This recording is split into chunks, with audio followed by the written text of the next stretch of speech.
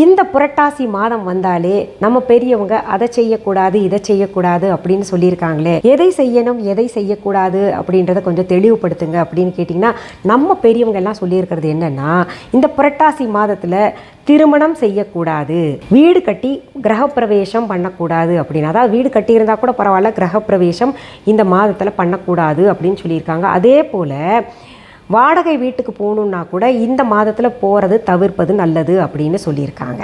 இன்னும் சொல்லியிருக்காங்க அசைவம் தவிர்க்க வேண்டும் அப்படின்னு. இப்போ இந்த புரட்டாசி மாதத்தில் நம்ம என்னவெல்லாம் செய்யணும் அப்படின்னு கேட்டிங்கன்னா, இது பித்ருக்கு உரிய மாதமாகவும் இருக்கின்ற காரணத்தினால இந்த மாதத்தில் நம்ம பித்ரு வழிபாடு செய்யணும். அடுத்தது பார்த்திங்கன்னா பெருமாளுக்குரிய வழிபாடுகள் செய்யணும். இந்த சனிக்கிழமைகளில் ஒவ்வொரு குடும்பத்திலையும் ஒவ்வொரு சனிக்கிழமையாக தேர்ந்தெடுத்து பெருமாளுக்கு தளிகை போடுவது வழக்கம். அந்த பெருமாள் தளிகை போடுவது எப்படின்றது கூட நான் வீடியோ செய்தே காமிச்சிருக்கேன். இப்படி பெருமாள் முகத்தை நம்ம சாதத்தில் வரையணுன்றதெல்லாம் அது கூட நீங்கள் இந்த டிஸ்கிரிப்ஷன் பாக்ஸில் லிங்காக இருக்கும், அதை பார்த்து தெரிஞ்சுக்கோங்க.